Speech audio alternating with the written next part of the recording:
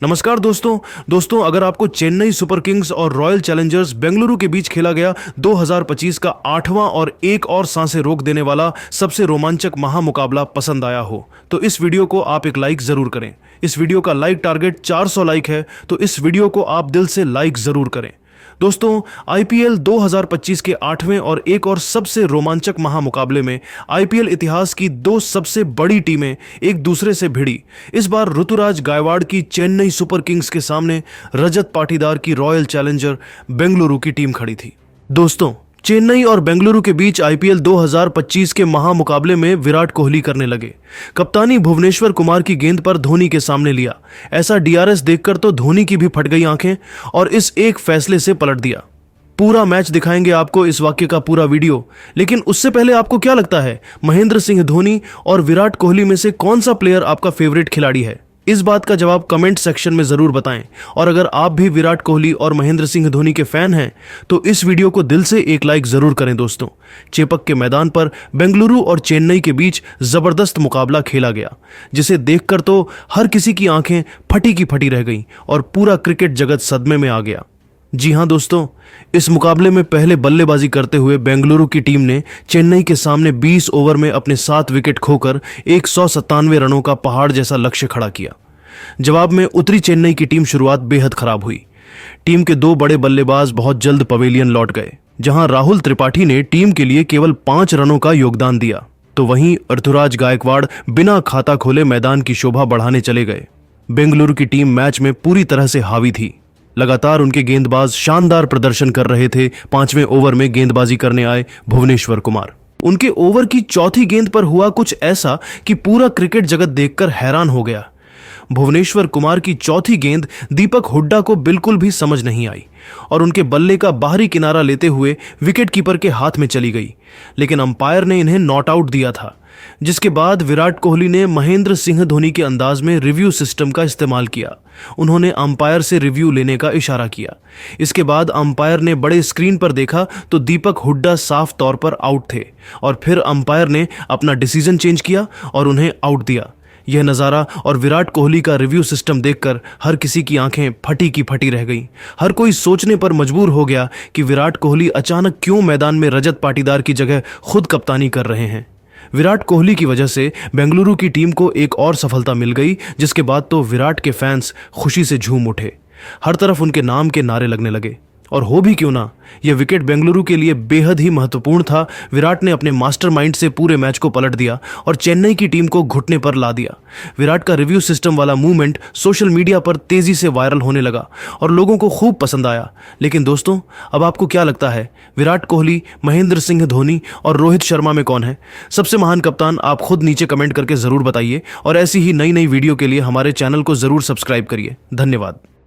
नमस्कार दोस्तों, अगर आपको चेन्नई सुपर किंग्स और रॉयल चैलेंजर बेंगलुरु के बीच खेला गया आईपीएल 2025 का 8वां और सांसें रोक देने वाला सबसे रोमांचक महामुकाबला पसंद आया हो तो इस वीडियो को आप एक लाइक जरूर करें। इस वीडियो का लाइक टारगेट 400 लाइक है तो इस वीडियो को आप दिल से लाइक जरूर करें। दोस्तों विराट कोहली और रजत पाटीदार के तूफान के बाद बेंगलुरु के गेंदबाजों ने चेन्नई सुपर किंग्स के बल्लेबाजी को घुटने टेकने पर उनके ही घर में मजबूर कर दिया, लेकिन रचिन रविंद्र और शिवम दुबे अंतिम ओवर तक मुकाबले में लड़ते रहे। रचिन रविंद्र के इस शानदार बल्लेबाजी को देखकर पूरे क्रिकेट जगत की आंखें फटी की फटी रह गईं। तो आखिर इस अंतिम ओवर के मैच में किस टीम ने मारी बाजी? दोस्तों आईपीएल 2025 के 8वें और सबसे रोमांचक मुकाबले में आईपीएल इतिहास की दो सबसे बड़ी टीमें एक दूसरे के सामने थी। इस बार ऋतुराज गायकवाड़ के कप्तानी वाली चेन्नई सुपर किंग्स के सामने बेंगलुरु की टीम थी। इस रोंगटे खड़े कर देने वाले मुकाबले में चेन्नई सुपर किंग्स के कप्तान ऋतुराज गायकवाड़ ने टॉस जीता और पहले गेंदबाजी का फैसला लिया और बेंगलुरु की टीम को पहले बल्लेबाजी करने के लिए आमंत्रित किया। उसके बाद रनों की बारिश करने के इरादे से बेंगलुरु के दो दिग्गज ओपनर बल्लेबाज फ्लिप साल्ट और विराट कोहली मैदान पर उतरे। दोनों खिलाड़ियों को इस महामुकाबले में अपनी टीम को एक विस्फोटक ओपनिंग इनिंग शुरुआत दिलाने की बहुत ही बड़ी जिम्मेदारी थी और बेंगलुरु की इस ओपनिंग जोड़ी ने आते ही चेन्नई के गेंदबाजों पर बड़े शॉट खेलना शुरू कर दिया था, खास करके फ्लिप साल्ट। इस मुकाबले में गजब की बल्लेबाजी कर रहे थे चेन्नई सुपर किंग्स की तरफ से। पहले ओवर में गेंदबाजी करने के लिए खलील अहमद आए, जिनके इस ओवर में साल्ट ने 2 शानदार चौका लगाते हुए पहले ओवर से 9 रन बटोरा। वहीं चेन्नई की तरफ से दूसरे ओवर में गेंदबाजी करने के लिए रविचंद्रन अश्विन आए।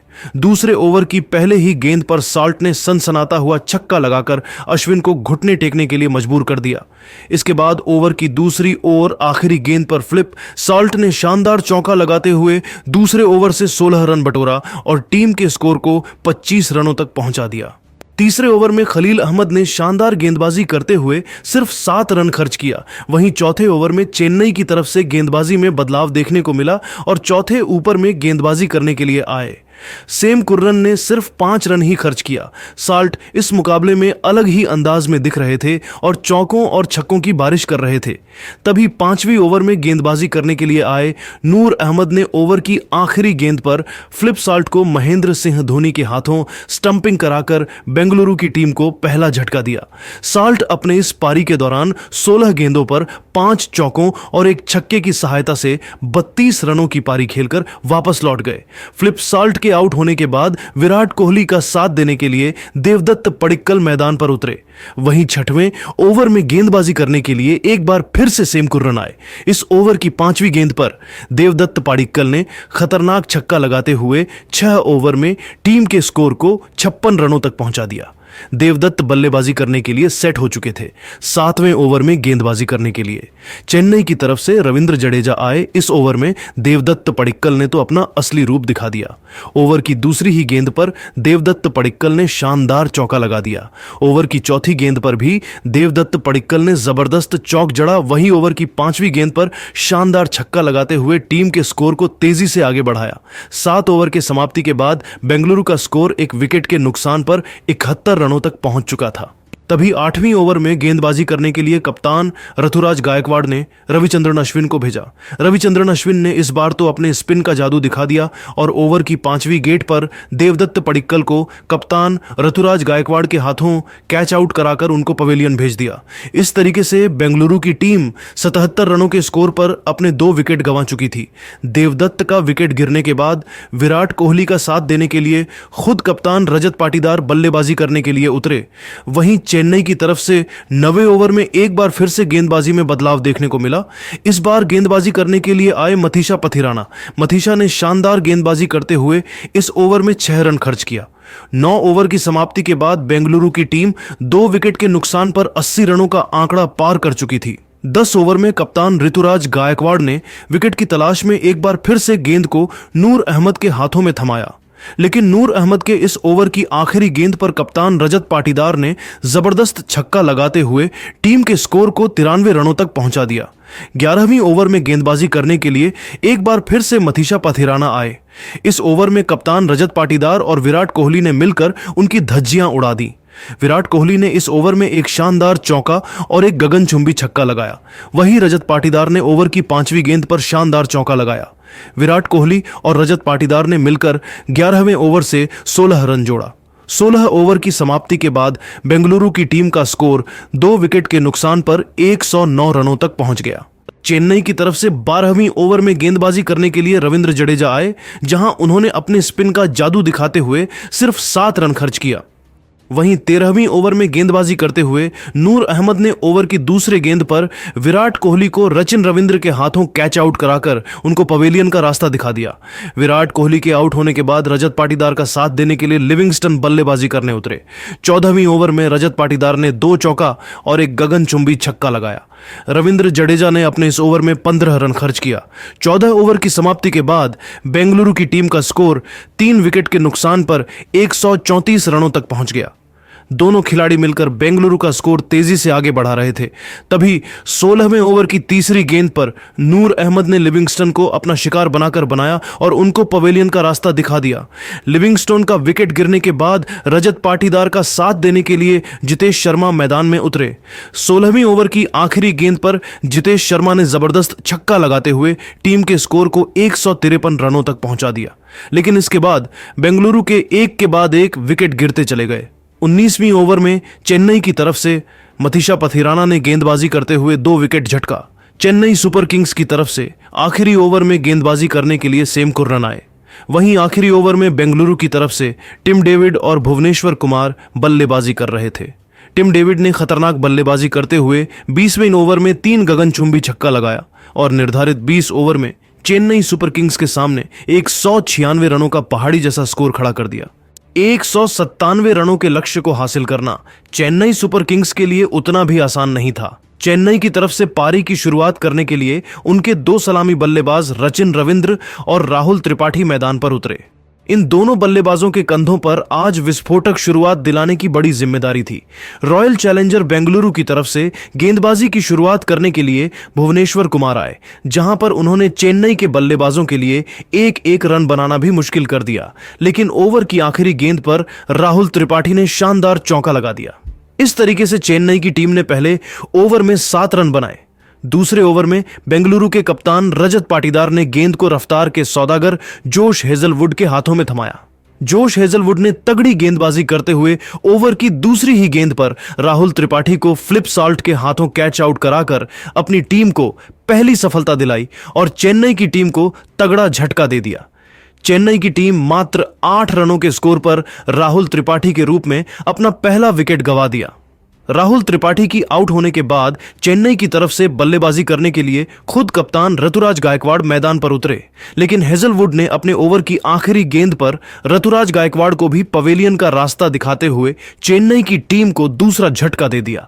2 ओवर की समाप्ति के बाद चेन्नई की टीम अपने 2 विकेट खोकर सिर्फ 8 रन ही बना सकी। कप्तान ऋतुराज गायकवाड़ का विकेट गिरने के बाद रचिन रविंद्र का साथ देने के लिए दीपक हुड्डा मैदान पर आए। तीसरे ओवर में बेंगलुरु के कप्तान रजत पाटीदार ने गेंदबाजी करने के लिए फिर से भुवनेश्वर कुमार को भेजा। भुवनेश्वर कुमार ने इस ओवर में भी जबरदस्त गेंदबाजी करते हुए सिर्फ 5 रन ही खर्च किया। 3 ओवर के समाप्ति के बाद चेन्नई सुपर किंग्स का स्कोर सिर्फ 13 रनों तक ही पहुंच पाया। बेंगलुरु के गेंदबाजों ने इस मैच में चेन्नई के बल्लेबाजों को बांध कर रखा था। चेन्नई के बल्लेबाज एक रन बनाने के लिए संघर्ष कर रहे थे। चौथे ओवर में विकेट की तलाश में गेंदबाजी करने के लिए फिर से जोश हेजलवुड आए, जहां पर ओवर की पहली ही गेंद पर रचिन रविंद्र ने शानदार चौका लगा दिया और अपनी टीम के स्कोर को तेजी से आगे बढ़ाया। 4 ओवर की समाप्ति के बाद चेन्नई का स्कोर 2 विकेट के नुकसान पर सिर्फ 18 रनों तक ही पहुंच पाया। बेंगलुरु के गेंदबाजों ने इस मैच में इतनी खतरनाक गेंदबाजी किया जिससे सीएसके के बल्लेबाजों को 1 रन बनाना बहुत कठिन हो चुका था और चेन्नई के एक के बाद एक विकेट गिरते जा रहे थे। 5वें ओवर में गेंदबाजी करने के लिए भुवनेश्वर कुमार आए। भुवनेश्वर कुमार ने पहली गेंद वाइड फेंका, वहीं ओवर की अगली गेंद पर रचिन रविंद्र ने जबरदस्त चौका लगा दिया। फिर भी भुवनेश्वर कुमार ने हिम्मत नहीं हारा और 5वें ओवर की चौथी गेंद पर उन्होंने दीपक हुड्डा को जितेश शर्मा के हाथों कैच आउट कराकर उनको पवेलियन का रास्ता दिखा दिया। दीपक हुड्डा का विकेट गिरने के बाद रचिन रविंद्र का साथ देने के लिए सेम कुर्रन बल्लेबाजी करने उतरे। वहीं 6वें ओवर में बेंगलुरु के तरफ से गेंदबाजी करने के लिए यश दयाल हैं, जहां पर उन्होंने अपना जादू बिखरते हुए अपने इस ओवर में सिर्फ 4 रन खर्च किया। पावर प्ले की समाप्ति के बाद चेन्नई सुपर किंग्स का स्कोर 3 विकेट के नुकसान पर सिर्फ 30 रनों तक ही पहुंच पाया। 7वें ओवर में गेंदबाजी करने के लिए लिविंगस्टन आए रचिन रविंद्र ने इस ओवर में एक चौका लगाते हुए 10 रन जोड़े और अपने टीम के स्कोर को 40 रनों तक पहुंचा दिया और फिर लियाम लिविंगस्टोन ने सैम करन को आउट कर सीएसके को चौथा झटका दिया है। करन 13 गेंदों पर 8 रन बनाकर आउट हो गए। सीएसके ने इस तरह 8.5 ओवर में 52 रन पर 4 विकेट गंवा दिए।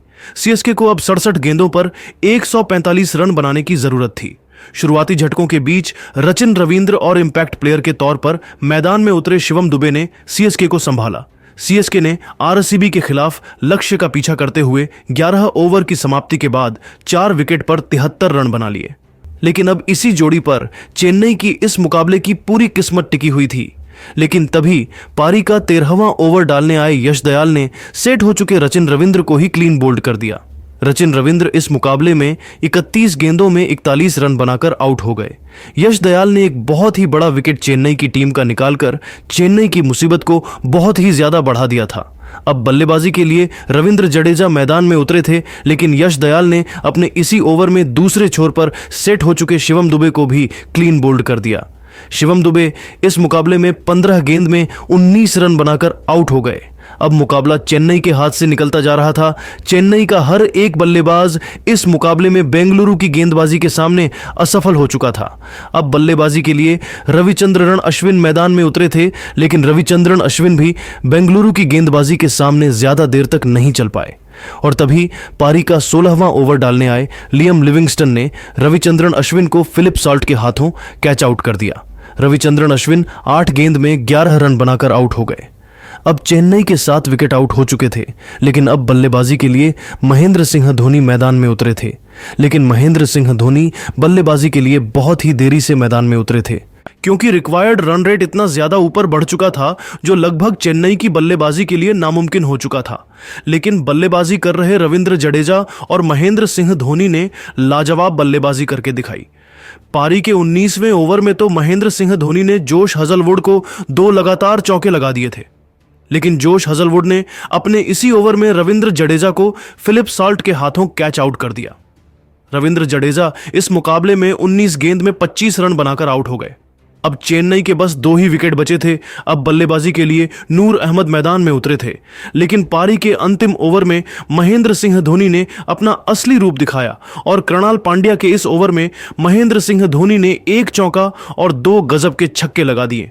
लेकिन इसके बावजूद बेंगलुरु की गजब की गेंदबाजी की बदौलत चेन्नई की टीम को बेंगलुरु की टीम ने 50 रनों के एक बड़े अंतर से हराकर इतिहास रच दिया।